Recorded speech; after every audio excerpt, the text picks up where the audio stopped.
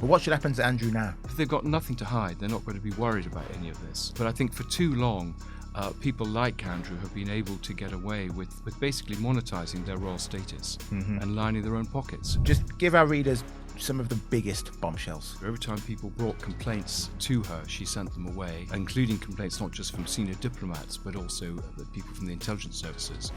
So this was a sort of, I wouldn't say it was a giant conspiracy, but basically she had this blind spot with Andrew. And how did Andrew first come into contact with Virginia Giuffre? I think he ordered her out of a book in the way you might order a Domino pizza. And there was this book that was circulating among all these rich and powerful men who were kind of being provided with women or girls.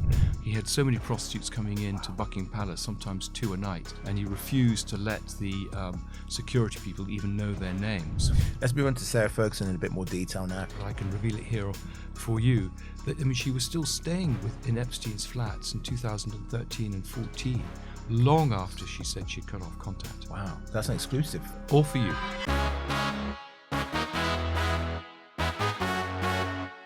Welcome to today's special edition of the Daily Expresso. I'm JJ Anisiobi, and this is Prince Andrew's unofficial biographer and esteemed author, Andrew Lownie. Andrew, thank you for joining us on the show. Pleasure. Now, his latest book, entitled The Rise and Fall of the House of York, made headlines with jaw-dropping details about Andrew and Fergie's dealings with notorious paedophile Jeffrey Epstein. In today's episode, we'll talk about Prince Andrew's disgrace, what really went on between him and Epstein, Fergie's out-of-control spending, and the Duke of York's wild week in a Thailand hotel. Now, I shouldn't even call him the Duke, should I, anymore, Andrew? No, he's just Andrew Mountbatten Windsor without a hyphen. Yeah. Well, let's start with that, with the latest drama. What do you make of him losing his title and being turfed out of the Royal Lodge? Well, it surprised me. I thought that he had a pretty rock-solid lease, that they wouldn't get him out, that they would there'd be this Mexican standoff. And, I mean, they've been protecting him for a long time. I didn't think they would throw him to the wolves, but I think they realised public pressure was growing. There was now reputational damage for the monarchy in general. People were asking in the press and elsewhere some difficult questions about royal accountability and privilege. And I think they realised that they needed to get ahead of the story. Yeah, I mean, it's say get ahead of the story. It's taken them a few years to get to this point. But what should happen to Andrew now? Well, I mean, I think, he will go to Sandringham. I mean, he may well go abroad. I mean, I think there was a good case to bring charges against him, both for sexual and financial misdemeanors. And there seems to be an appetite to do that now, and now he's been abandoned. We've had a private prosecution that's been launched. We've had people like the former head of Royal Security saying that he should be investigated. The Met is claimed to have done this 3 times, but in fact, I don't think did anything. I put an FOI request about it, and they didn't refuse to even answer it. So I think there's a lot of pressure, and I think the public appetite is that he has to be held accountable for what he's done, both in terms of Virginia Giuffre, but also his time as a trade envoy. And there's a very strong case, I think, for misconduct in public office. So Donald Trump has said that he feels sorry for the royal family, not necessarily Andrew, but for the royal family as a whole. Do you feel sorry for them? My personal opinion is that, as you said, they've protected him for this long. I don't feel sorry for them at all. They're still in a very privileged position compared to most of us. Yeah, I mean, I think I'd be pleased if it opens up the debate about royal accountability. So I've been calling for us, was a dozen years now, for a royal register, for the unsealing of royal wills, for more parliamentary scrutiny, for the exemptions under the Freedom of Information Act to be removed. So I think if some of those things come, if they've got nothing to hide, they're not going to be worried about any of this. But I think for too long, people like Andrew have been able to get away with basically monetizing their royal status and lining their own pockets. And there is a contract between the people and the monarchy, and they get support and respect when they behave well and serve us. And when we think that they're only in it for their own ends, then they're in trouble. And I think they need to be called to account. Now, I have read your book entitled The Rise and Fall of the House of York. It's fantastic. It's full of bombshells. Just give our readers some of the biggest bombshells. Well, I think the thing that surprised me most was that the Queen was protecting Andrew. Every time people brought complaints to her, she sent them away, including complaints not just from senior diplomats, but also people from the intelligence services. So this was a sort of, I wouldn't say it was a giant conspiracy, but basically she had this blind spot with Andrew. I think clearly his activities in Kazakhstan and Azerbaijan, the sort of bribes he was taking, the commission he was earning, 3.85 million to introduce a Greek water firm into Kazakhstan, for example, the way that people were taking on these trips from his daughters to his sort of business associates, David and Jonathan Rowlands. I think clearly the sexual escapades, again, very, very brazen. So his private secretary would ask a diplomat to say, on a trip, he likes blondes. And the diplomat would say, well, I'm a diplomat, I'm not a pimp.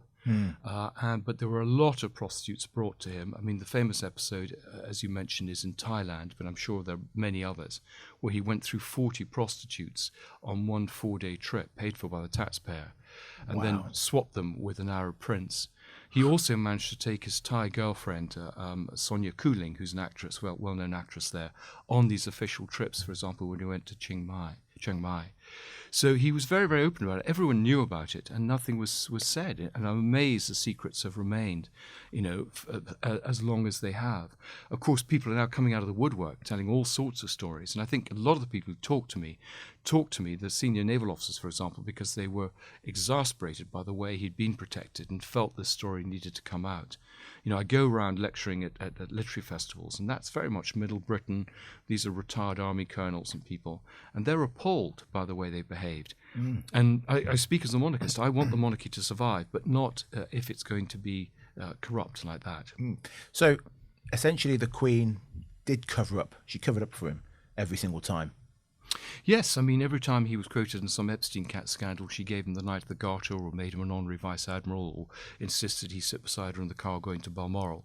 And everyone thought, well, actually, maybe he is innocent. Maybe there's no truth to these allegations.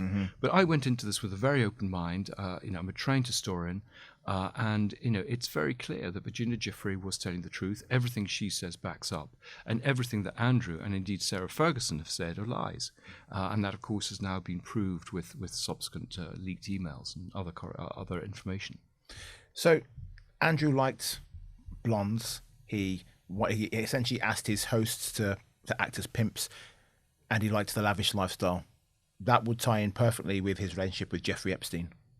Yes, exactly. I mean, they both had an interest in making money and girls, and you could throw in Trump to that and add the golf bit. And what Epstein provided for Andrew was basically contact with these girls. He paid off Fergie's debts, and he gave him some useful contacts. And for Epstein, Andrew provided respectability, pictures of him at Balmoral, and also, again, some useful contacts he got from his time as a taxpayer-funded special representative. You said before that Epstein and Andrew had some sort of sexual rivalry. Can you explain a bit more about that? Yes, I mean, I think what was really weird about Epstein is he got a kick from the fact that Ghislaine Maxwell, his girlfriend, was also sleeping with Andrew. And then one of the weird things is that Andrew was providing some of his ex or current girlfriends to Epstein, who was actually basically farming them out to well-known people, including a well-known resident of Florida. Okay.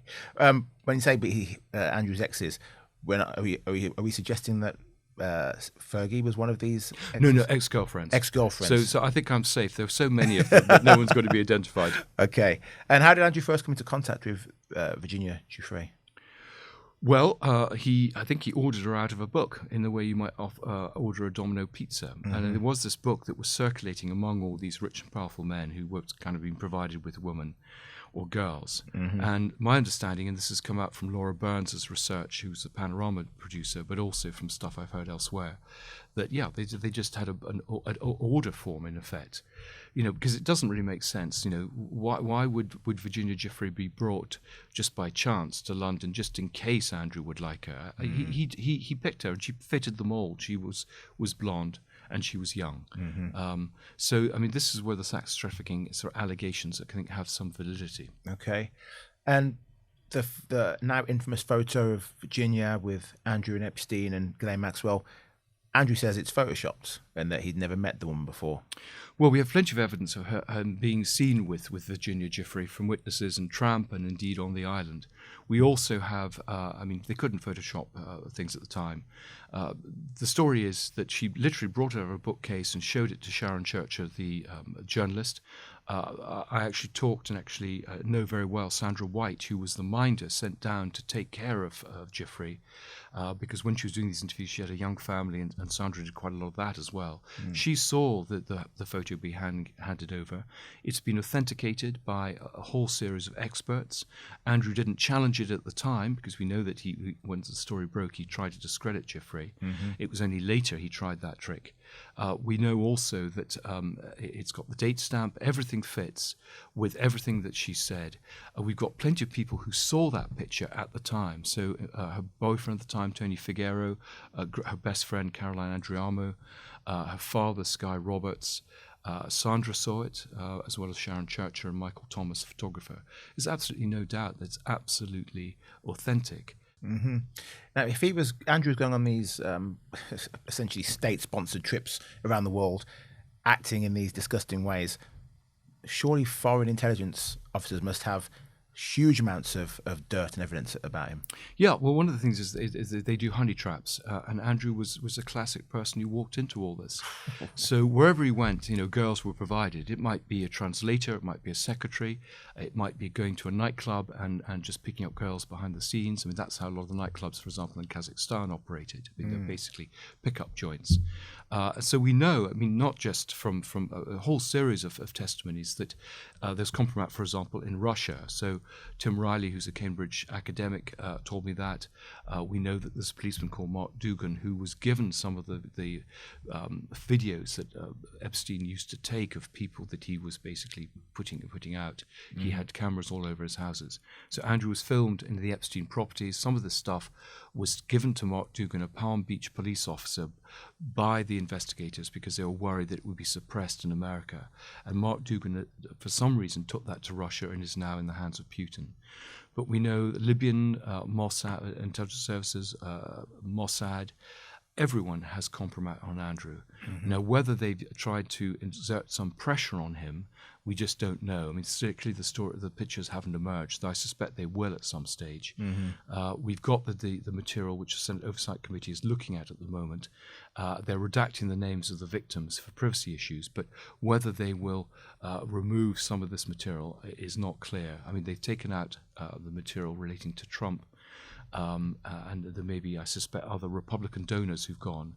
But I think there'll be a lot of new names emerging once the Senate is able to release this material. Of course, at the moment, Trump is holding it off by forbidding to ratify the Democrat who would come in and give them the majority they need. What did Andrew do to use his position for personal profit, and how was he able to do it so many times? Well, because he was enabled and protected by the institutions. I mean, diplomats, set up these meetings with people. He was his staff organized these things, and these things could all have been shut down. He couldn't run all this. He wasn't booking the jets that took him places or the helicopters, or just even the other day, the Duchess of Kent's funeral, he had an police escort from Windsor. He's not even a working royal. Someone fixed that. He can't just ring up and have it done. So lots and lots of people abetted him and knew about this. I mean, I even have stories of British diplomats, who actually provided some of the prostitutes. Wow. Well, speaking of these prostitutes, earlier you mentioned about him being in Thailand. 40 prostitutes he went through in Thailand in 4 days. Yeah, but he is addicted to porn and to sex. I mean, there's a story that Tina Brown says of him staying at the home of Walter Annenberg, who's a former ambassador in London, and he spent the whole time just looking at porn. I was just got some information yesterday about him taking the top floor of a hotel in Hong Kong on a trip for business, where he just had all these Asian prostitutes brought in.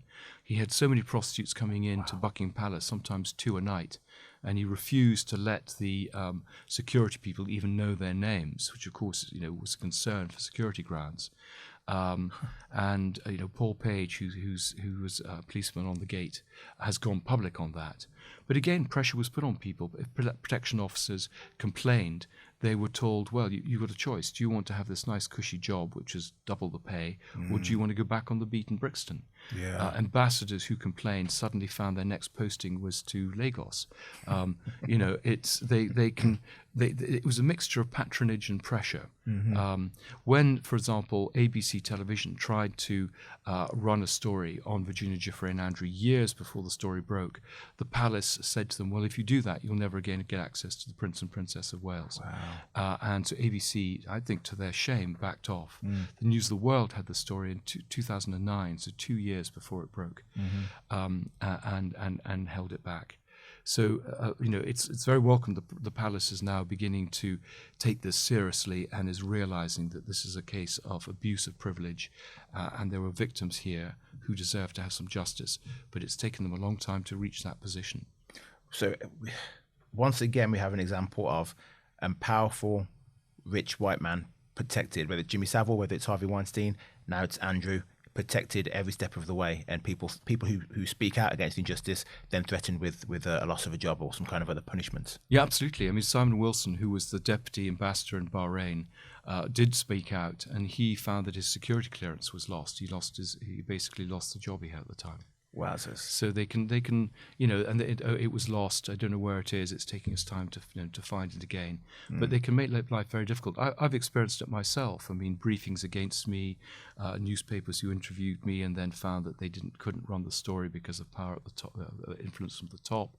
Wow. My social media people have had to shut down comments because there's a whole campaign of critical comments saying I'm a Republican, I'm a salacious gossip monger rather than a serious historian, that I have some sort of agenda. Even though I've written across a wide range of subjects and only just, I've written literary biography and all sorts of things. But this is how they operate. I mean, tame historians trying to discredit me. I had my problem with my last book which again got good reviews, but it wasn't reviewed in any of the broadsheets because it was said that there was nothing new in it, which in fact that wasn't true. And we know, I've been told there is a PR company that's been paid to put out disobliging information about me.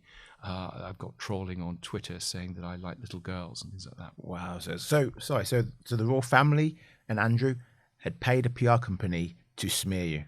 I don't know who's paid the PR company, but I mean, clearly it would be in the interests of but I suspect it's all done through a series of cutouts. It'll be very difficult to prove who it was. But that's funny you say that because that's the same accusation that we had about Virginia Giuffre. Absolutely. Yeah. I mean, exactly what he did. I mean, we've got the Andrew talking to the protection officer trying to get information on Giuffre to smear her. But also in my book, I report on how Ghislaine, Epstein and Andrew, on the day after the picture appeared of him with Giuffre, did this sort of damage limitation discussion and were talking about getting in a PR firm to undermine her. So there's plenty of information, and that's how it works, a mixture of patronage or pressure. Good grief. So this sounds strange. So Andrew is addicted to porn, loves prostitutes, loves having sex with many women at once. I also hear that he's addicted to Call of Duty, the computer game, and he will spend all day sat in front of the TV just playing that. Tell me more about Andrew the man, or the man-child in this case. Yeah, well, he is a man-child. He's never really grown up. He's a man who, even as a child, I mean, had no boundaries, no discipline. He knew he could get away with anything, and that's what's happened all through his life. He was seen, I mean, when I talk to school friends, they talk about him as an accident waiting to happen. He was a bully. He loves to humiliate people. He loves to because he knows they can't do anything back. He's very juvenile. I mean, he likes playing practical jokes on people.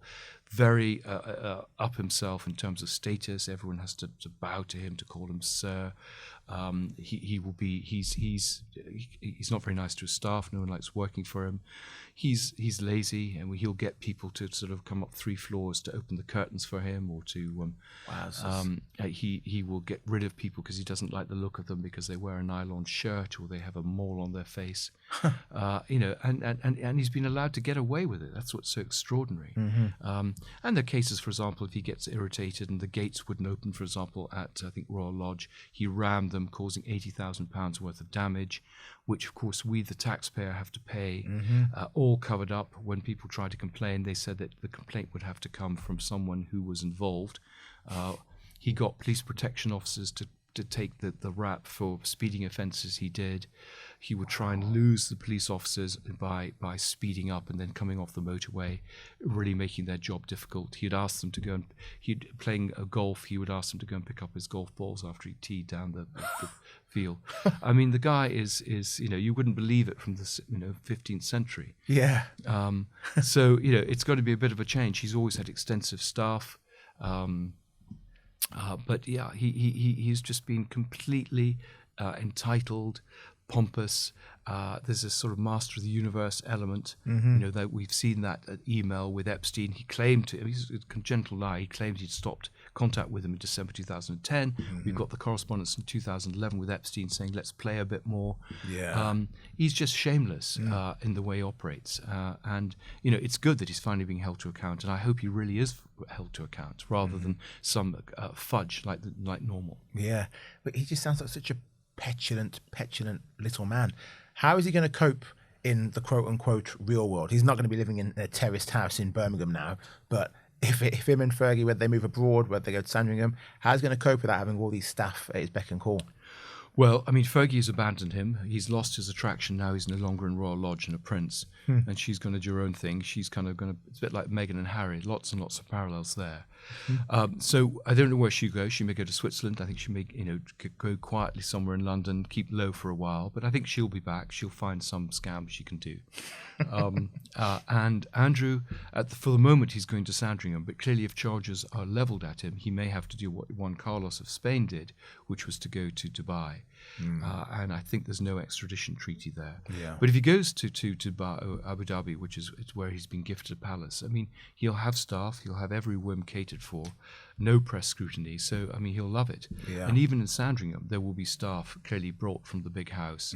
He's not going to go and do his shopping at Lidl. Yeah. Well, who's going to hang around with? Who are his friends? Does he have any friends? Are people close to him sticking by him, apart from the royal family? Does he have just actual school friends still who are going to, or people from the Navy who are going to say, Andrew, it's okay, come around here? I think he has surprisingly few friends. That was what struck me as I went through it. I mean, he was a bit of a loner. People don't like him. They keep their distance. So he has his normal shooting weekends. He has these friends he does shooting with. He has a few school friends, a man called Charlie Butter, people like that. But they're not many people. But in some ways, he likes he's used to his own company. As you say, he loves just watching videos. He's not a man of great intellectual hinterland, but he's obsessed with watching planes land, technical things. He loves, he reads camera manuals for fun. And he still gets his massages, which he likes the sound of country music. He used to have a little Indian yogi who came to him, which the Queen was paying for. Prince Charles said he wouldn't pay for it any longer. But he goes and has what's called air baths, where he goes and stands by open windows and breathes in. He goes riding, plays golf, goes shooting. The life of a retired gentleman, in fact. Let's move on to Sarah Ferguson in a bit more detail now. I'm told Epstein had 18 phone numbers for her. Yes, more phone numbers for her than for Andrew. 16 for him. She was regularly staying at Epstein's properties. She would have seen what was going on there, lots and lots of pictures of naked girls and things. So she's a material witness to what went on. She should make herself available to the FBI. And she's kind of gone under the radar because everything's been focused on Andrew and Jeffrey. But she certainly knows a lot. And slightly ironic, shall we say, given that she's made her career as a champion of supporting trafficked women and as a children's writer. And of course now she's been caught out that in one hand she publicly disowned him, but while secretly actually was saying he was her dear friend and let's continue. And I found evidence, which isn't in the book, but I can reveal it here for you, that she was still staying in Epstein's flats in 2013 and 14, long after she said she'd cut off contact. Wow, that's an exclusive.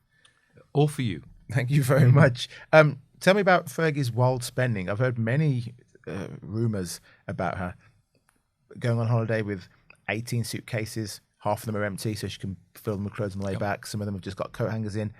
Going to hotels and not paying the bill and leaving after a few days. Yep. Yeah, with 53 suitcases, one just for 53. Good grief. and she'd have 2 cars, one for the luggage and one for her, going to the airport. But you're absolutely right. I mean, she was shameless in just going to hotels and just expecting to get it for free and just leaving without paying. Her publisher said that when he did pay for some accommodation on one of her publicity trips at a very expensive hotel, and then found that she'd also given them the room service bill, which was higher than actually the cost of the accommodation.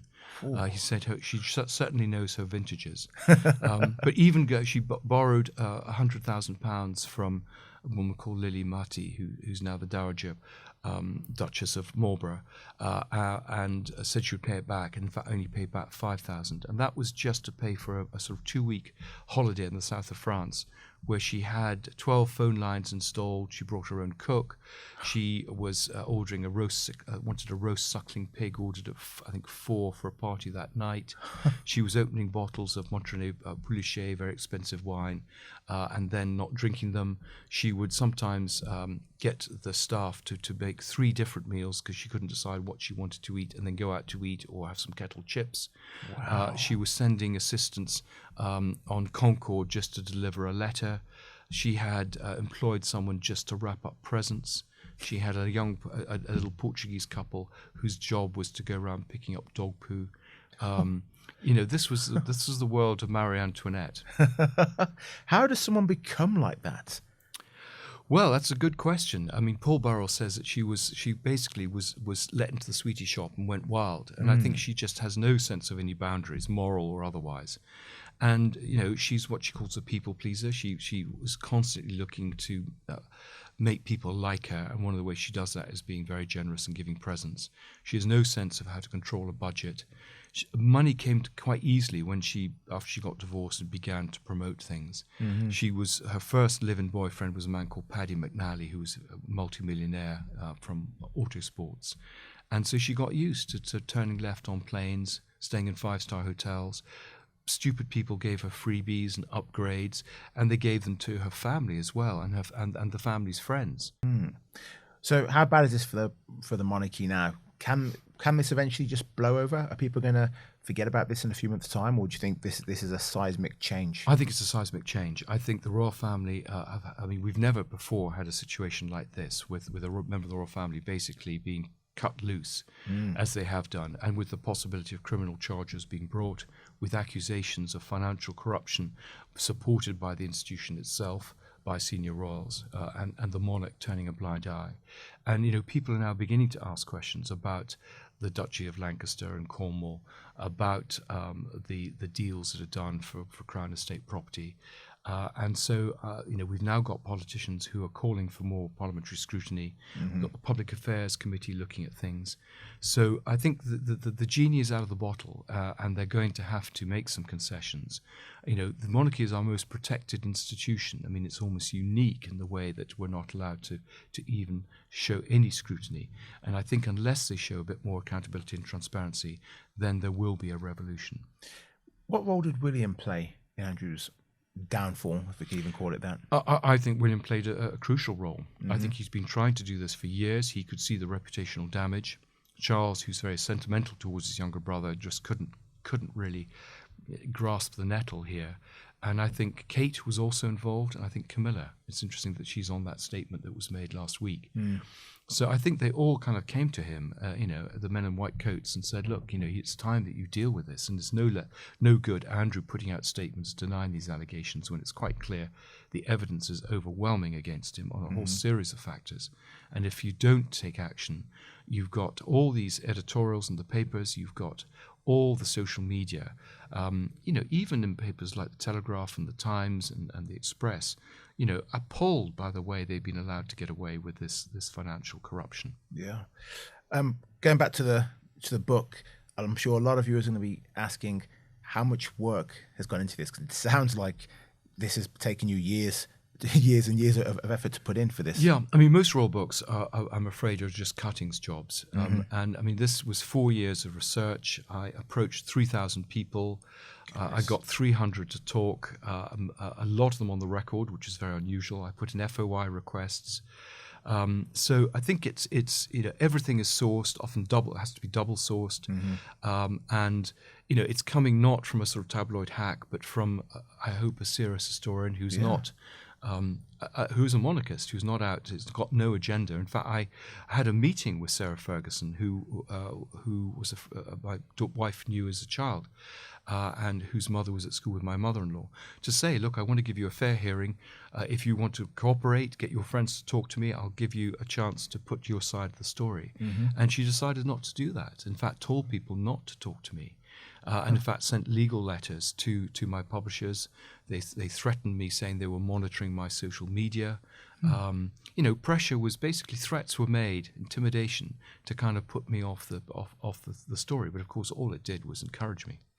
Isn't it strange that anyone has that kind of power in this country to silence people who are just trying to find the truth?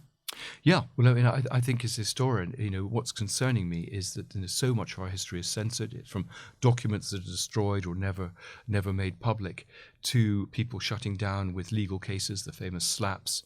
There's been a chilling effect on publishers and journalists, I think, in the last few years, because rich and powerful people can tie them up in litigation. I've experienced it myself.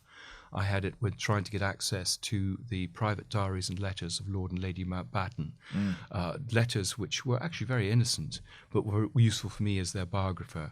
The public paid, I think, in the end, about £5 million for these to be made public, and yet they were not made available. And I won basically a ruling from the Information Commissioner, who is the sort of ombudsman for freedom of information. And the government challenged that in an appeal. The ICO didn't really challenge that case in the appeal. I decided that I would do so, even though my book had come out, because I thought it was a public duty that this stuff should be available. We paid for it. And I was told I would win the case, which we did, but I was also told I would also get my costs, and I basically ran up £500,000 of legal costs, and I wasn't given my costs. They actually changed the judge at the last minute in the case, and I had to remortgage my house. I had to basically sell quite a lot of my assets, and so it feels gratifying that not only is justice being brought to the victims of these appalling crimes, but also I'm now in a position to pay off the mortgage finally in my 60s. Yeah. God, well done. Well done. You got resistance from Fergie, some from Andrew, presumably. Any from the palace? No, the palace keep very quiet. I mean, they operate through cutouts. They do things behind the scenes. So it's always very subtle. But you'll find, for example, as I say, that they'll feed stories to papers. They will. They've got tame historians who they feed material to, who can be trusted on to kind of do bad reviews, for example. So they have all sorts of levers they can pull without appearing to pull anything. And what happens to historians and journalists like yourself who really dig into the royal family? The royal rota has to be looked at. I mean, I know, for example, the foreign press people feel very annoyed being outside it. A lot of people chose not to be part of it. I think the Independent, for example, with the parliamentary lobby, decided not to be part of it. So I think the royal rota is breaking up. I think those levers are no longer as effective. I think one of the interesting things since my book has come out in August is that the press are slightly more emboldened. I think one of the reasons that Andrew was stripped of his titles is the sort of drip feed of material, particularly from the Mail on Sunday, but other papers who were writing some pretty critical things that had not been, they wouldn't have done, I think, 6 months ago.